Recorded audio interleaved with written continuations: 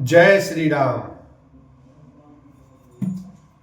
नारद कहेउ सहित अभिमाना, कृपा तुम्हारी सकल भगवाना।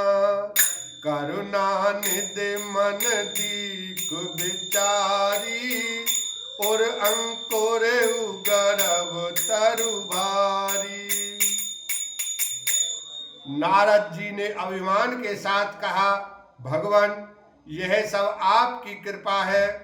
करुणा निधान भगवान ने मन में विचार कर देखा कि इनके मन में गर्व के भारी वृक्ष का अंकुर पैदा हो गया है। बेगी सो मैं डरी हूँ उखारी, पन हमारे सेवक हितकारी। मुनि कर हित मम कौतुक होई, अवश्य उपाय करबि मैं सोई।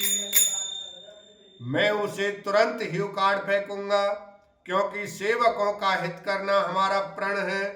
मैं अवश्य ही वह उपाय करूंगा जिससे मुनि का कल्याण और मेरा खेल हो। तब नारद हरि पद सिर नाई, चले हृदय अहमिति अधिकाई। श्रीपति निज माया तब प्रेरी, सुनौ कठिन करनी तेहि तेरी। तब नारद जी भगवान के चरणों में सिर नवाकर चले। उनके हृदय में अभिमान और भी बढ़ गया। तब लक्ष्मीपति भगवान ने अपनी माया को प्रेरित किया। अब उसकी कठिन करनी सुनो। बिरचेउ मगमऊ नगर तेहि, सत योजन विस्तार। श्रीनिवास पुर ते अधिक, रचना विविध प्रकार। लखन सिया राम जय जय राम। उस हरि माया ने रास्ते में 100 योजन 400 कोस का एक नगर रचा। उस नगर की भांति भांति की रचनाएं लक्ष्मी निवास भगवान विष्णु के नगर वैकुंठ से भी अधिक सुंदर थीं। बसई नगर सुंदर नर नारी, जन्महु मन सिज रति तनुधारी। तिहि पुर बसई शील निधि राजा, अगणित है गय सेन समाजा। उस नगर में ऐसे सुंदर नर नारी बसते थे मानो बहुत से कामदेव और उसकी स्त्री रति ही मनुष्य शरीर धारण किए हुए हों। उस नगर में शील निधि नाम का राजा रहता था, जिसके यहाँ असंख्य घोड़े, हाथी और सेना के समूह टुकड़ियां थे। सत सुरेश चम विभव विलासा, रूप तेज बल नीति निवासा। विश्व मोहनीता सुकुमारी, श्री विमोह जिसु रूप निहारी। उसका वैभव और विलास 100 इंद्रों के समान था। वह रूप तेज बल और नीति का घर था। उसके विश्व मोहिनी नाम की एक ऐसी रूपवती कन्या थी, जिसके रूप को देखकर लक्ष्मी जी भी मोहित हो जाएं। सोई हरि माया सब गुण खानी, शोभाता सुखी जाय बखानी। करई स्वयं वर सोनत बाला, आयत है अगणित महिपाला। वह सब गुणों की खान भगवान की माया ही थी। उसकी शोभा का वर्णन कैसे किया जा सकता है। वह राजकुमारी स्वयंवर करना चाहती थी, इससे वहां अगणित राजा आए हुए थे। मुनि कौतुकी नगर तेहि गयऊ, पुरवासिन सब पूछत भयऊ। सुनि सब चरित भूप गृह आए, कर पूजा नृप मुनि बैठाए।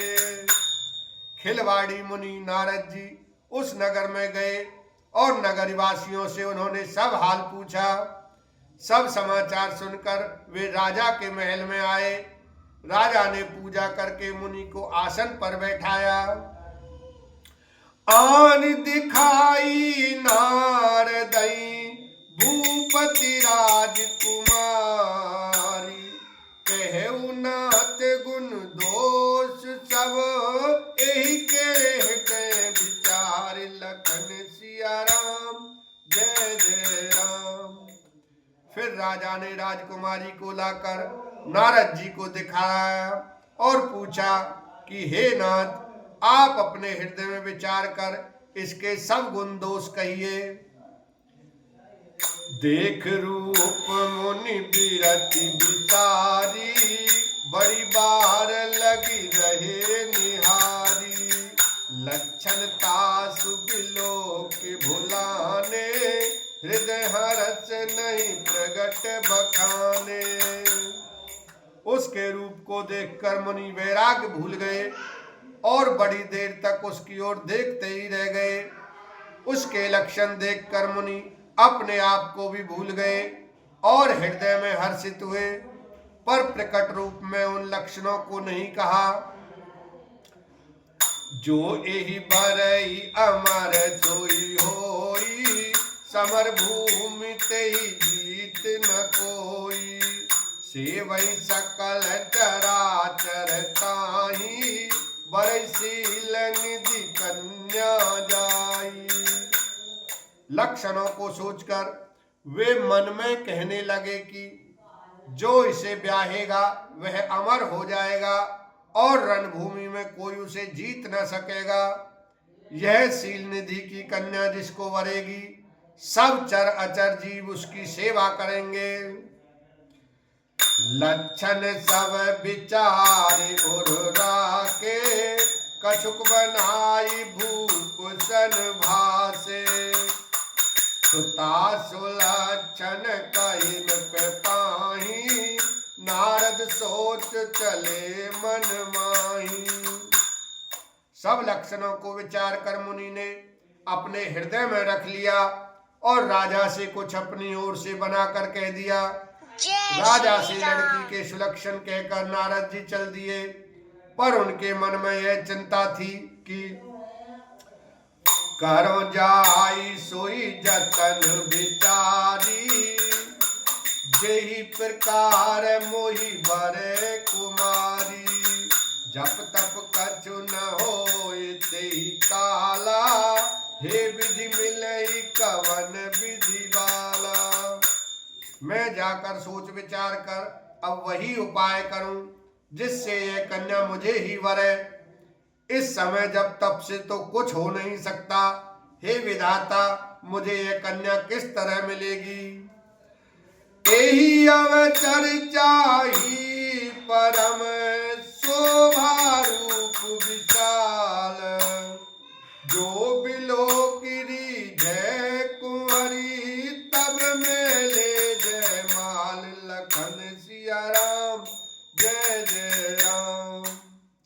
इस समय तो बड़ी भारी शोभा और विशाल सुंदर रूप चाहिए, जिसे देखकर राजकुमारी मुझ पर रीझ जाए और तब जयमाल मेरे गले में डाल दे।